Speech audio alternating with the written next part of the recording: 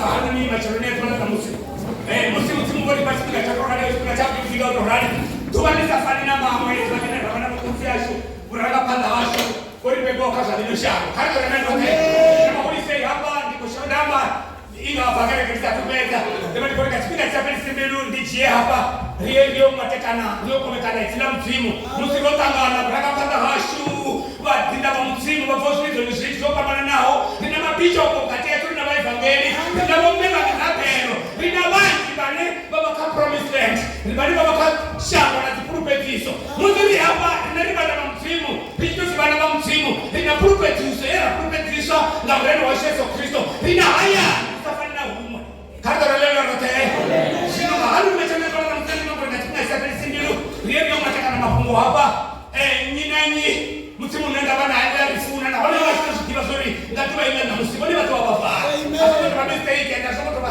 ati surprise mtimu watu sorry na musi wale watu wa baba na wale chiko kwa kana mimi ni hivi mtimu kama ni budget una ina mkanza la wash kama maliza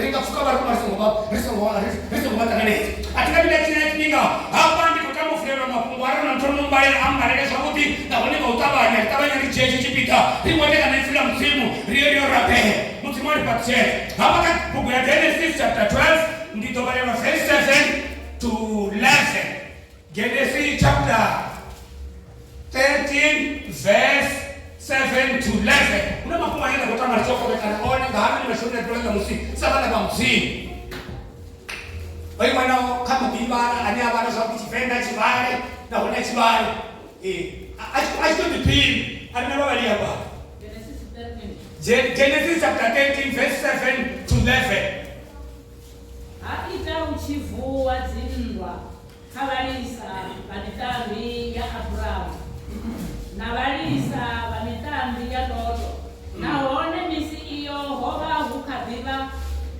na bakanana na baperesi shangoni lenelo Abraham angogamba na Loto ali ngausive nangwa karinei ngausive nangwa karinei babili na kabalisa banga na bao upa riba na ba mtu mtini na shango alongo atama na kada hao wananga la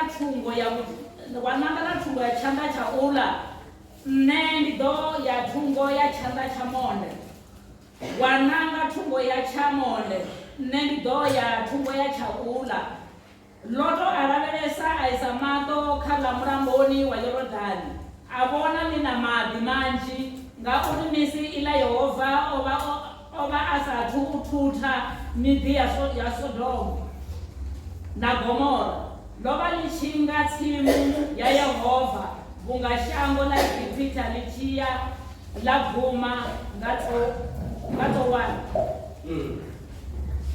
Loto ananga lene lolote la mramboni wa Yordani akuwa liba chungo ya buvaduva hambo ba kucherani abandikora 14 to 17 kwa ndio mpaka tiama Mungu achibuya verse 14 to 17 nani kwa yote verse 14 ya Genesis kani 13 verse 14 Yehova Yehova mbana Abraham ya misi Loto ono tuwa ari Zino iwerebele sawa imaenepo yes uisema to tungo ya libuya na tungo ya burwa na tungo ya buvaduva na tungo ya bukobere ngaurishanga lote lina wakolibona ndito linaiwe na bana bau misi yote isaperi bana bau ndito banza bungabuse la shango yes ane dokono bala buse la shango ndiye nano dokono abana bau takuwa buda shango heli mulafu halo na wata mahalo ngauri nilone lenda unea yes kanto kwenye matendo rape baba wani kanto kitina ni ngamanga la mreno wa Yesu Kristo chokamle na mzimwa chilizi nikobali buwa ribo bali wa haifie nila bola manga nina kuna chikoni ya kula na musi sina ni Yesu Kristo bananda bana rina batamwomba na rina uri batikono uri batucheza Yesu Kristo banataka Jehova mfuma chilogeta tunabona basi ngo rabe uri ngabe mfuma ni katolo ifeli lichijena ngangoma tsibiri zashu numeni yashu lari kaka kutunanga chirizi uri na kotra mandote ritezwe wamba uri kutokono uri batucheza ure Yesu Kristo banataka Jehova mfuma mfuma chilogeta tunabona basi ria balibu amen hapa kahana nimetrenda kwa musima kumbaye ndo amekapata tonya kwa mazuri kaba tuchelane na zitakisi zote uri muzimu aba batucheze kangora lele yote kaba tuchelane na zitakisi zote uri muzimu aba batucheze nokaba yanga uraro haya mapumbo ende richikwa cheka kotia shu richikwa cheka Abraham kama ni mambo tena ufupi bata mapumbo haya musita tijena kao tinga toamba tinga jirafu ni toamba tinga cholinga na ungari na mshimo mingi ifyo mzimu habari kwa mapumbo musi Abraham achikwa kuonenga mzimu hoyo Abraham na kwamba ene ndiye ungawa mufa ane nikakubwa Genesis chapter 12 ifyo mzimu lisikoda kai ndi munna wa bebero shamuli na hara o bebero shamuli na bakala deya sene mnamo wa Efrat hadi enda bakosia ubotara wemtangana ifyo mzimu lili ori achita mzimu bambana ebari Abraham tuchana shako la hau na mshaka la hau na ngia kosia uyesha mwana nila usube ndiko upatu cheta ndiko utamu shaka uhuru zina lao ni kama ni uhuru zina lao ni kama ni uhuru utabati pati cheta balima upatu cheta na mneni kama patu cheta balima usema na mneni kama sema ifyo mtemleri Abrahamu abatita kuwa atua na loto atua na kazo la lego rote ndiko uzurika hali nimeturina na musi rikwamba ngamunna wewe upatu cheta msi rikwamba ngamunna wewe upatu cheta msi na wale msimu wa shwanda na kuraberene bayi kitiba na ngeti tarekani tabone makaraka hone na hende mwone mafone msi wewe msimu na kwamba nae na hali nimeturina na musi asi msimu wa miswaso mangaba no baka Genesis chapter 11 mangaba no baka Genesis chapter 3 abangaba wanochofi hapa achikotamba na watu kana achikososa ni msimu anamba ngowo chepika chimana chimu kama ndiwakunze kwa nanyanga kama ndiwakunze mwana manga ananeka chifochifi una mtu asina ndewa una ndi msimu kama ni msimu arani msimu alima baita echi batofira alibateka kachechi hapa islo msimu likofori muneko yuko promesiwa Abrahamu yuko promesiwa uko ndoto moliwa kasha karaha uko ndoto kasha hawe islo msimu nili msimu amba na Abrahamu tuchalesha kwa hawa ni muneko msimu shekonda kata tuzaha situ shekonda ni nakweli mshakara hawa situ shekonda urima kende tu shekonda kadra lele rote mara hoyi munefuna msimu hezi utechereza kama tofama wewe apate tuomba ufini to upate cheta I will bless you ndio upate cheta ndio itarushaka uhuru zinazo ndio uhuru utawachipata cheti bali watu upate na ndio upate cheta bali usema na ndio masema kadra lele rote wewe mnatakuwa watu walikuwa mnakoda au promete situ zuruane ilikuwa mna promete sawa hezi kuchimbira baba chikumu wana watu mara batu wasa kwa ndugu mazo ni kupata cheta ene matino kupata zo mtini kuna mambo ya place hezi kwa watinda wa mtimu macho chimbira hezi kwa watinda wa mtimu macho chimbira hezi kwa watinda wa mtimu gotura hezi kwa watinda wa mtimu macho ta mshumo basa kwa chela basi ngari mo place mo patu cheta na mtini kama wanachia mashudu kama wanachia kwa hasi anya kusema na ndio msema anya ndio patu cheta na ndio patu cheta kando na lele rote wani nimeko mtagani nimechana kwa na musi na hina roto ra ndiko nako mtagama manda kanda na bo nina bone na musi roto sura roto ra ina prupe to kuru roto ro yene ina to fana na Abraham kwa hola muna ndiko wani hango mtu azo somo dikela roto oru mutiwa hafi uyashango ni nene mtimu na tusubesi obati kodishindira mamuna besa batozi falkechi za Abraham ni shinji afurua daba mara sitende kwa kutecha ni keshi mashara tola na musi ifina mutimu liri owa ofurua na wana wa mkati wao wawe harani anya findo hoto kargo loto hoyo mutimu wangu mura ngori mutimu angori atikita Abraham ari utuwena mwana wa mkati wao loto Abraham wasa kutebeliwa atebelo kana tebelo kono tuli otiri kale mwana mrato ngai I don't know. Mara ufi na ndoto atakuwa nayo. Matina huyu mzimu ni akotelo na nanga ndoto. Ndoto hakosifuna. Musi achitebera Abraham. Niko kwa kusema chene kwa msumani. Unazitu sinema ni kuchimba nazo. Sinema mzimu wasifune ekaduni. And there's nobody in so much church. Wale wabufuna mabata mahona kana mama kana ni mabati. Mara bado kile ingi sana sina bosi nem tuma ufunda chinga naso. Hata leo ndio tete. Unazitu sinema wale wakazo, sinema mzimu hakotama. Sisi tunatini nabo hakotama. Bache shuma naso, hakotama bache kila naso. Ene abakado ofan, bado bichipira bado bitula hedepo. Wafuru watanga hapa, wakifichinja mshimo watanga hapa, wakabupoliza ni majana kama mara blessing ya wakati wanu shika bachifisa hezo sina kuchimira naso. Sina mtimaza sifu. Hata kama ndio tena. Huyu kumufa Abraham huyu, watu wana ndoto sina mtimiri, Abraham mtitua na ndoto watu wanaye. Wewe mnene kwa na ndoto, sina mtimiri mara ni over na 75 years. Abraham achi furu wange ni halani. Over na 75 years. Obo na wamunna neba njawe. Watu wengi 75 years kaita kwa barabara kaka. Wachache mbira mjako. Hallelujah my heart. Mwana mtimiri atakuwa. Heshima hapenda mara mapambano kutama chichione ni kwa njia mpaka 13 verse 7 to 11. If mtimiri haita uchifuati Mungu. Haita uchifuati Mungu. Mukatia balisa Abraham na balisa God. Haita uchifuati Mungu. That's what watu wale wanadini. That's katifu. Kama that's katifu. Katifu. Hebu ndio katifu. Abraham. Ndiye Abraham ametifu nzuri. Ngani katifu. Ngani ngoribando mwana ene obena mikambi yao na Abraham ena mikambi yao. Kama ni mabute. Yesu sinema kwa siku wateza hapo. Na sone sina kuchirele kazi.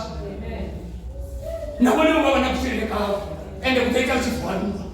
Basi kwa mangara.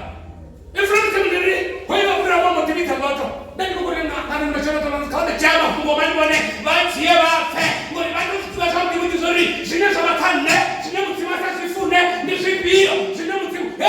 No. Umesto halana ni kwa kutura wa mtima wa ufuni. Hoyo Abraham, alimuona mratu wa makosi na mratu katiashi. Achiko wana ndo. Kakira na ndote. Uzibena ndo katiashi. Risa molutana, ngandaba ya barista. Risa molutana, ngandaba ya shifuo. Risa mwe ramo, mwana wa mratu wa mkozi mnene. Risa molutana. Iwa alani wana ngandaba na changa chaula. Mbitona kama chamone. Ali wana kama chamone. Mbitona kama chaula. Tauna ngaibo mone. Loto ufia mabikata noela pasi mna mboni wa Yorodane. Achiko kachange chunga Sodoma na Gomora. Ngalo ufia wa honaka. Kandi basebele bosho satani ofunesa tuzo nakao.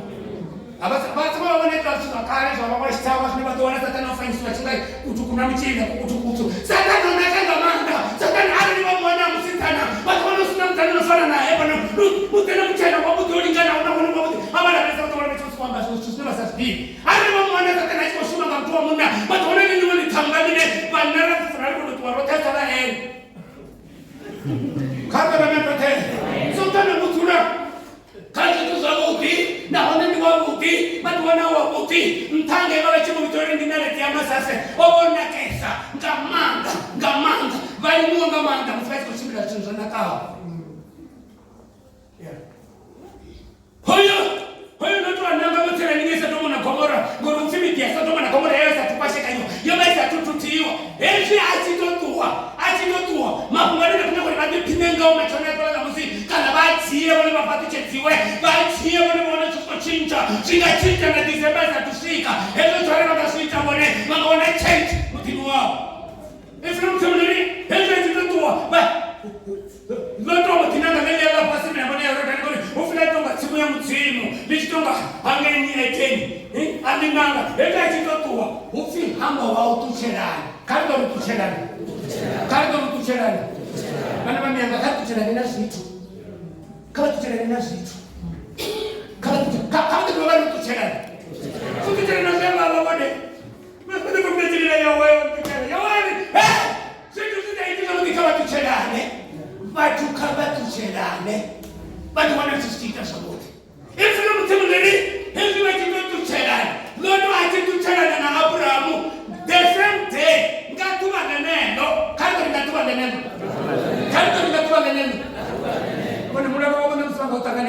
tukovela ari vatuchela izvi zvinokwamba zvinosena ngoti zvione kukamba vachita tucherana tuvanisa tukove uzatinumia vari wahawarangana mudzimu wamabhidha kaabhurahamu nditakutinonodipumurera musivati kuchimbira navo mudzimu yapumura vanhu musandakasi kuchimbira vakazviti zvavo sati vari yapumura vana vasakoni chitunga mabhonda vasakoninga miloko vasakoni ndina scripta vachitobana sakati kasima vatotobana bibilisa guranda usina revelation kavo mudzimu uvhara muno matipumurera ari atichimbirina mutono kuchimbira nazviti kandari atichimbirina mutono kuchimbira nazviti hatamene mudzimu nemutono kuchimbira nazviti ezvino mudzimu neni vachitotuchena mudzimu waka litaturudada kwaabhurahamu lari abhurahamu ekatiri yes ndarinavesa tungwe kupfaduva anaveresa kukavera chirevesanarinavesa again anaveresa navesange ngaimwindira abhurahamu anaveresa tungwe dzoke kandori dzoke arikotivona yendishango eniliokonivona nani ngeyoyewoloto kandoravelote arilote ndikomineya iwe bone hezvinokutiona hezvi blessings tinokutiona vachikosikuziona izvi vachitombera nevhiti vakamudzimu vakavasachecha vakakanakanda vachikakonanakakosikara angorinohwara mfudze nditojena atovavaisaganohwara mfudze uvunozoona mnazikarikivo ndokufuna kutunavela koloni vana vamudzimu namusiri pasi ngandama iyo rirorembuluwa rotenda kamudzimu ende mudzimu rikurumetisa ena orikurumeta zvizhinji naone ndikatori zvote but rikuchimbira rina muloto ari zvote izvo lote rishango nditapasi korera nange ndikodina iwe navana vavo ndikodina iwe navana vavo sonendinokomuzazoibone hezvi arari vakutucherana nazvito zvinozvakovakatiza kuchimbira nazvo vatucherana nahezvo zvito vatobva kazvo vadibvisa mwana wemianga vadibvisa baba vatoona mudzimu achivablesa vatoona mudzimu achivaitana mutu vatoona mudzimu achivaitana chiridzi vatoona chizvavo zvichishanduka vatoona vana vachipasa zvikoloni vatoona munhu achiwana mushumo vaone navana vachiwana mushumo vanewo vona chereke itokuzoivona kuguma rimunewo chereke vavasimbusi senanga ndikava ava neuchereke korirawoye hei efuna mudzimu leri Abrahamu onotucherana na Lot kama onotucherana na Lot onotucherana na Lot mbuni vatucherana na Lot vatuona tsomo zvichiita zvavudi hezvi vatucherana na hoyo mutu vatucherana na hezvo zvitu vatuona zvitu zvavo zvichichimbira zvavudi vatuona zvavo zvichichimbira zvavudi naho ndingaona hoyo mudzimu ane rakabhabhira ene ndi mudzimu ane hezvo zvichimuterera riyava rotuchera zvimwe zvitu murau riyava rorita zvimwe zvitu zvashi murau zverarichipira ngazvo zverarichindipina ngazvo zverarichi zvezvazvitavakadine rotozviyambara riya zviriita romuterera urimesa kurota titereruka vatu vakanihwava vaisiyanigei vaterera here katorovelonote katakavanyangu katakaravambare Matthew chapter 4 ambare verse 18 kavatuvanana nazvinavavanazo avo Abrahamu akuvanana naloto mudzimu wamunhu amati mubati chedu zvawo utotucherana naloto mudzimu amati mubati chedu zvawo ndiko zvinotiona vanji vari kurembuluwa vakamutonya mudzimu utorembuluwa mamwaha vaona vana vachikosokotoroma nese mapiritsi vanga madhokotera namina hena vatorembuluwa mamwaha vone vana 25 years vavamba muchiridzoni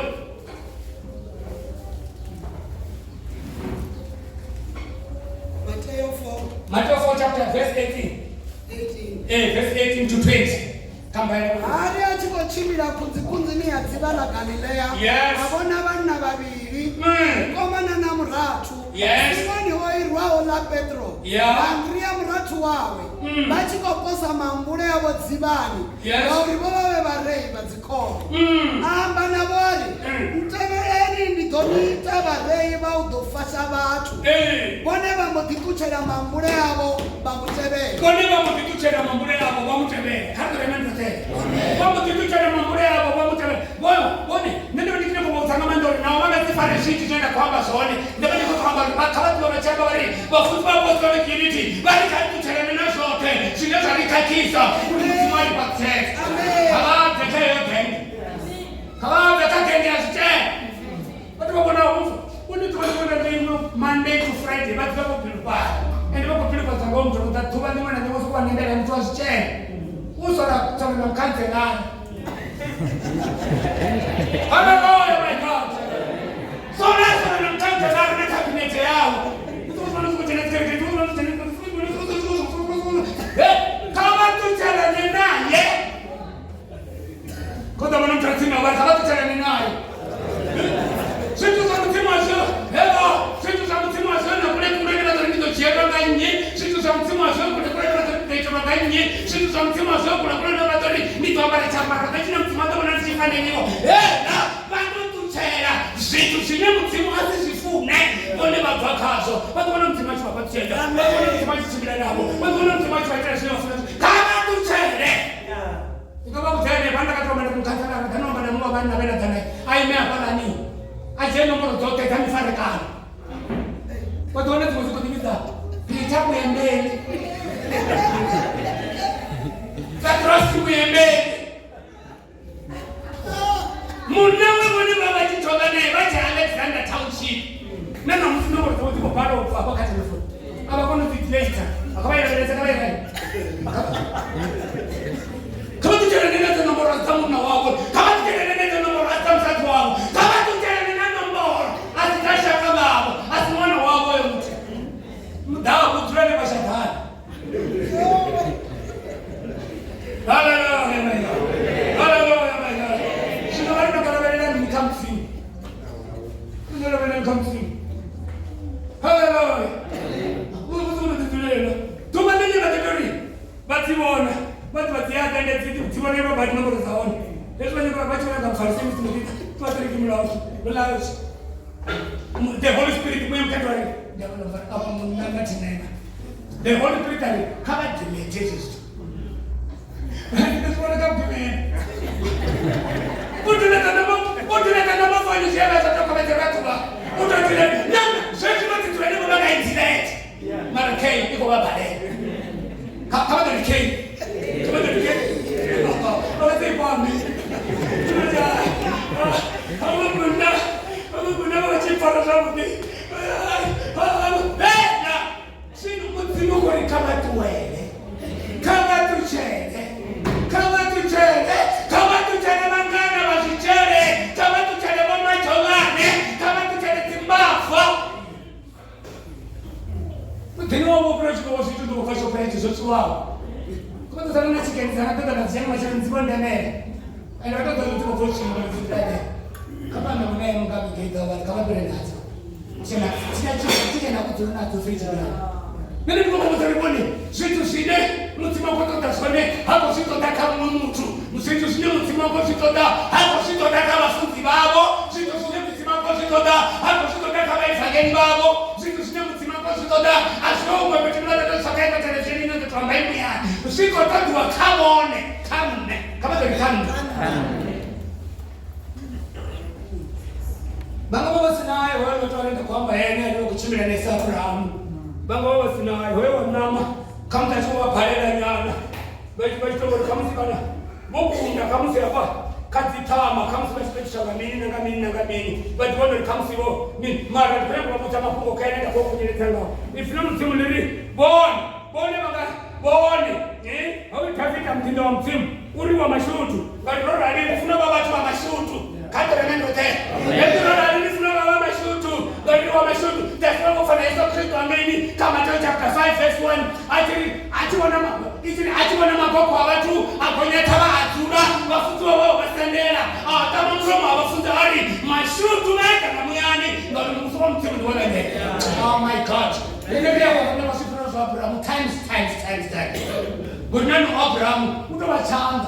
Wani bakupete kanda mtimu na kupete. Utawakupete na usasifa. Baroba mtu aloma sababu ya chimbira. Romu fanazaro. Ururoba. Ifuna mtimu na ufi alfa atakula Roma mwenye Abraham. Arani mwende baiteze na kwamba watu wale na mtata alikuwa elino nishango. Arani baiteze na kwamba sone baba kati elino nishango. Arani baba kama taita ya nipasi eli baba baba tama ya mtimu from now to the end. Nataka batawa chikwambi wote. Lazaro Arunoba atakuloma marumini Abraham. Abraham ndo tufunza ngaina na musina msasio. Wala linde. Kadra lela lote. Nani kwa utasane sori boni. Kahana ni machoro ni atola musi. Mpisane makoyo. David. Ngori hezu ne.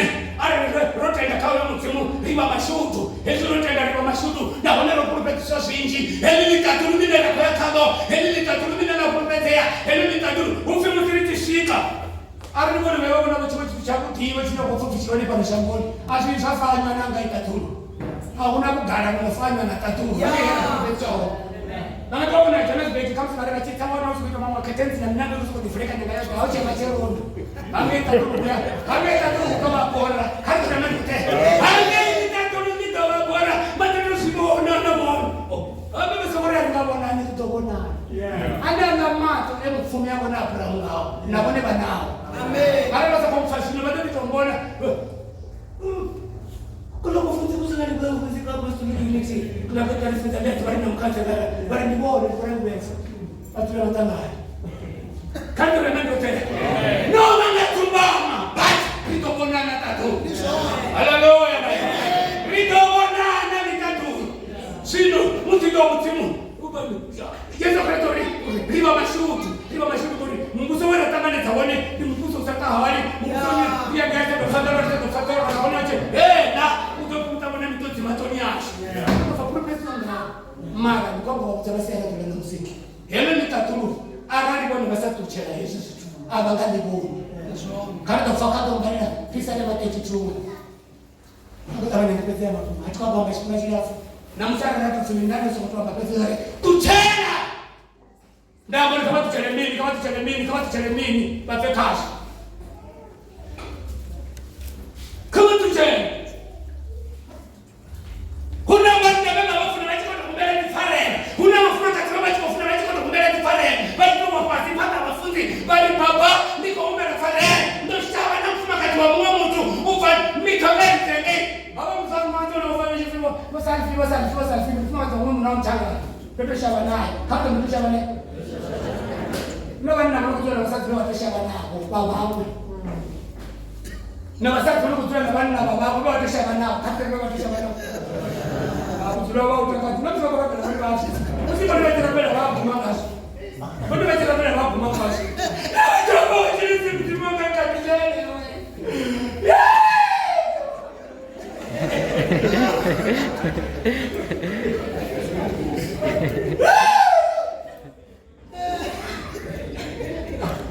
Moya wa mwanzo tupiko na msingi.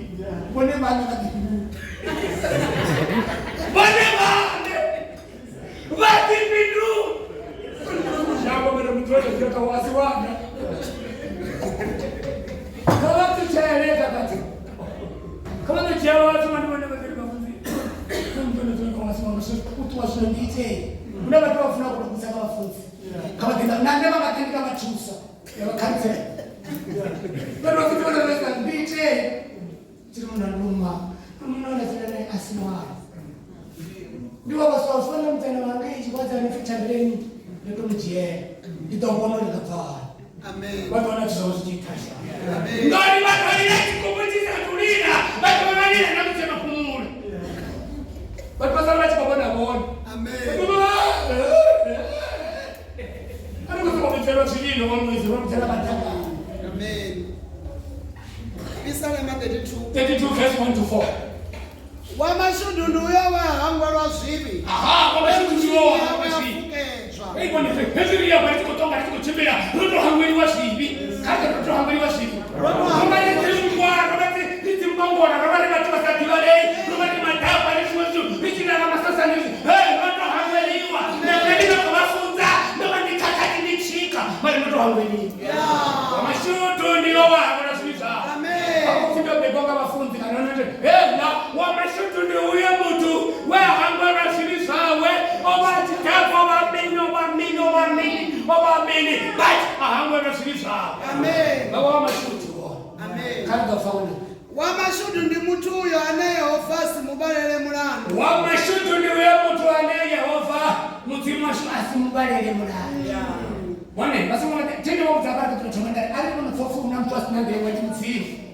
Ala yangu na wana mradi wangapi yatoka kwa kaka na watu kutoka chekana site kama site hata kati ufi unaweza chipatwa chamuita zvivi osinyarara. Nobody went on the voice.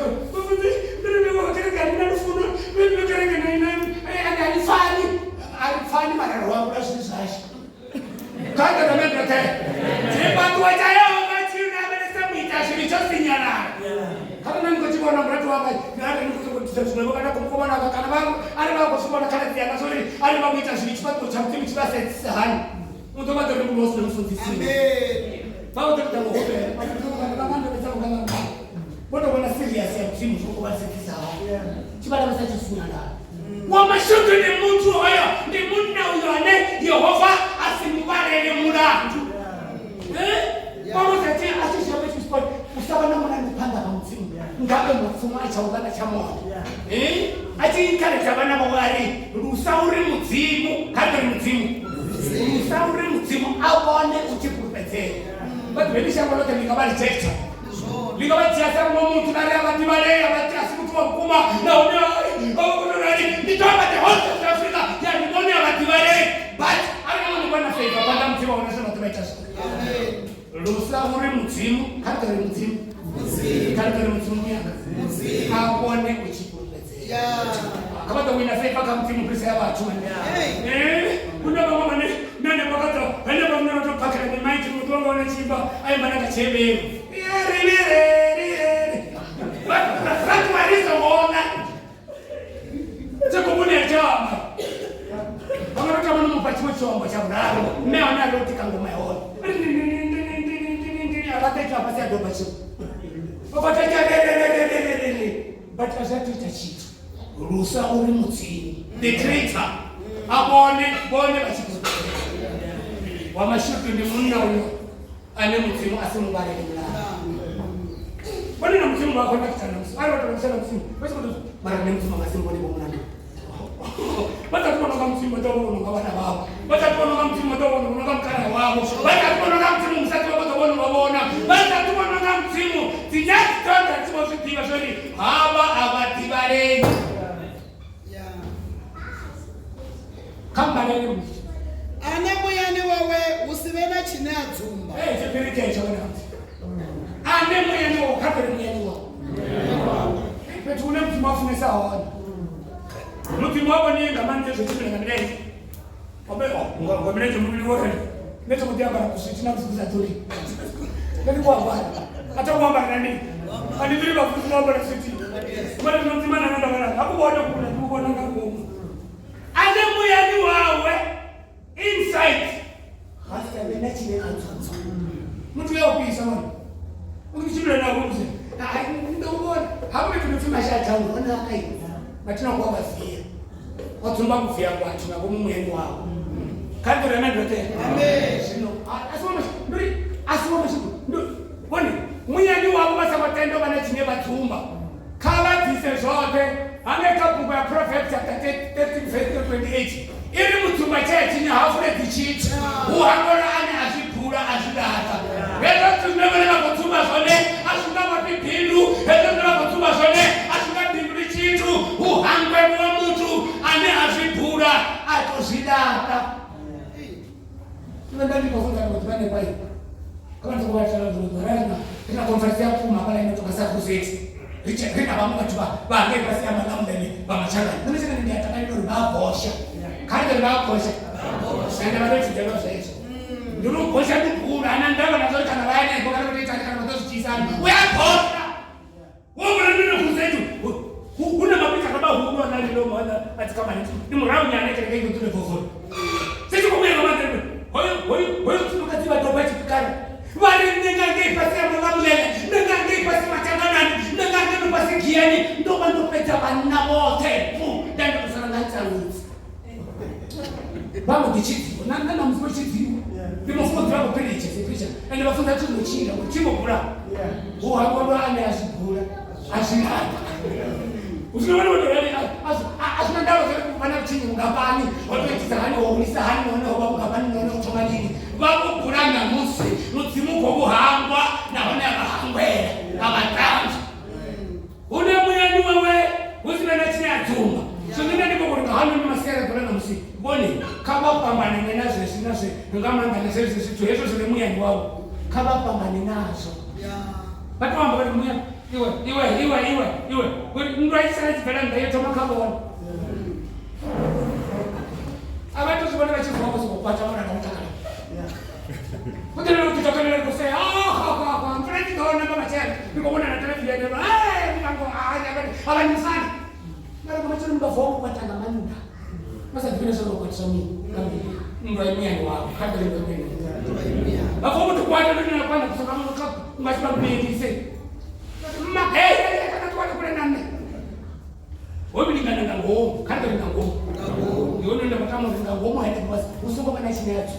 Vatsuma vatina vokwata vokwatela zwithu zvavo kari vatina vokwata vokwatela zwithu zvavo kuti yadzumba kangomu mueni wavo sivona ngokwata sivona kuitisa zvimwevo ukubitirana mutu matina odzumba mueni wavo mutu yadzumba mueni wavo vana taripa kanguwa kuna vanna vamwe vevamwana vasidzana vana hayani chemwana wotanjaona kuchinyona ita mheni zvomudzinangana namekanzumba mwana which don't want to come to go right at your body. Some of what you want to eat one instead. But we don't say I'm chat. Mamma, I'm chatting by it. Which I was saying, I'm talking now and I gave you to Ramaku. Can't go to Ramaku. But we get it, I'm not going to Asumia. But the friend, I'm not going to Asumia. This is quite a wood. When you're a poor, you put my dinner quarrel, which I'm not going to go in the mama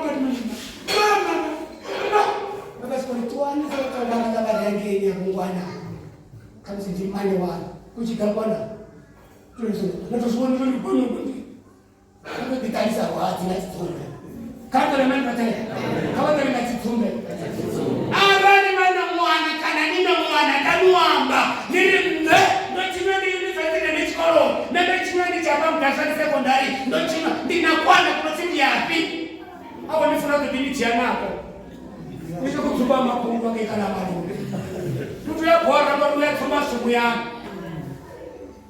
sino mtimuri une muyani wawo kusikana chinyatsu sino kama pandele wewe mwe wa chitumbe kama ndo mwe wa chitumbe ndipo pandele kwa kutawa yendi petse makungu hapo mwe kutenja rasingamano ana muyani wawe kama ndipe tisa mwana kaipe tisa una muyani wawe kama itoba itobe zina ndikadiria china kama itoba ali una muyani wawe usikana chinyatsu wamashuri ni mtu uyo anayofasi mubalele mulandi yes ana muyani wawe usibena chinyatsu zina ndikadiria china puli mirado yanga ndofa yoto sina nga ulambiru tuba lote mirado yanga ndofa yoto sina mirado yanga chitumbe yawe ndotuba chitu bakopore ndituba asituba bakopore ngasike mwini wako ngasike miluni David awulindo famila ndoto sina obona na kupateba mfanga twa oria afamila ndoto bora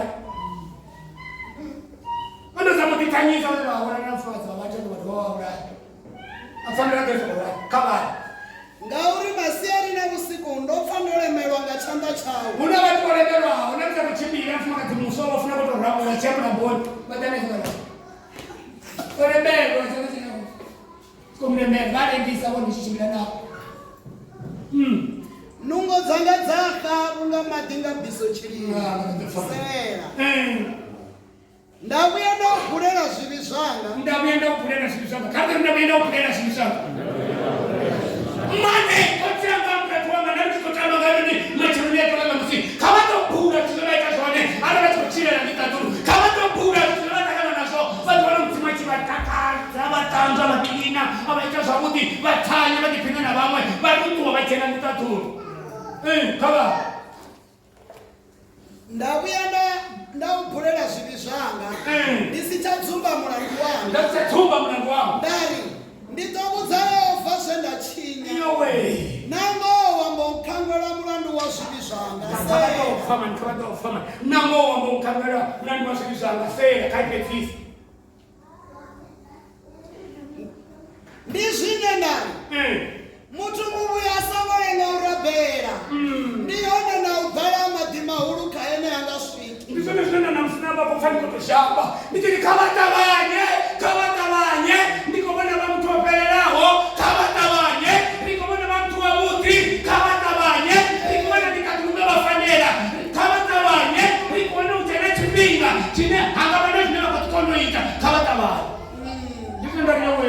asokolenga urabela. Basokolenga mane basokolenga. Kuta mana mtatina basokolenga. Batawanya baita basokolenga. Ndisine ndari mtu mubuya asokolenga urabela. Ngoro nogaramba timahulukai ni akashiki. Nogaramba timahulukai ni akashiki. Kama tulimaliza Galatians chapter 5 ndio mafungu maneno kwa kwa pesa Bakalata chapter 5 verse 16. Bakalata chapter 5 verse 16. Bakalata chapter 5 verse 16 to 17. Ona ndiri. Chimilani lwa muya. Ndiona nisadoita zinena mayayimula zona. Zinena mayayimula zibona mula. Namuya zinewatama zilwana nama. Ezo zichilwezana. Zitela uri nisadosuma zinenafuna uita zona. Yuwi, aimakumbuka tuwafa. Rotamana mani zilipoleta muya. Nilikuwa kutakaba ni rasa. Sasa niko rabela liba na mtimu na onili muya. Ngona nitakuna kwa jana kama wasila na ama ndikamuya. Sino pala ziuri. Rini sema na mtimu na wale bachimuya. Kani chembele muya. Risa kaita sinenda mayafuna. Ngori sinenda mayafuna. Zilwa na muya. Na sinenda muya wafuna. Zilwa na mama. Hezo zilwa tana. Hezo muya na mama ziko weta.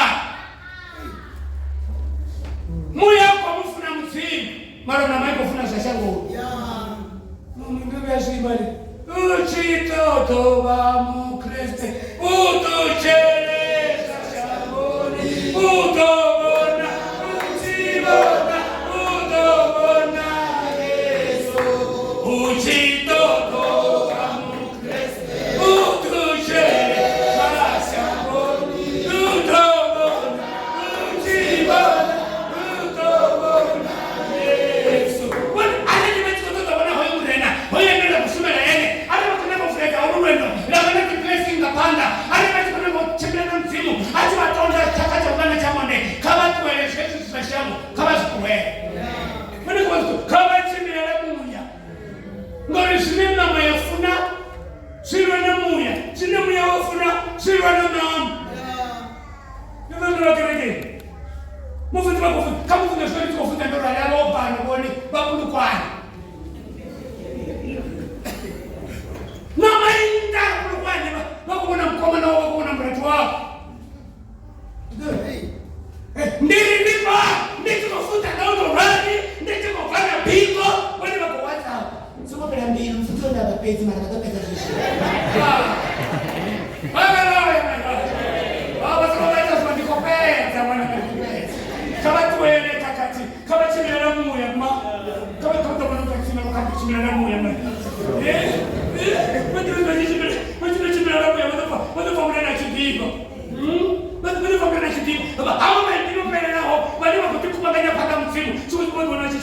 We are marching in the light of God. We are marching in the light of God.